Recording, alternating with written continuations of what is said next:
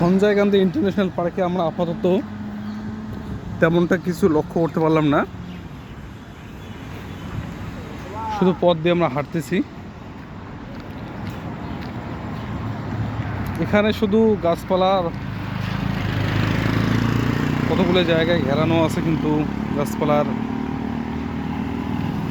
বেশি আর কিছু লক্ষ্য করা যাচ্ছে না।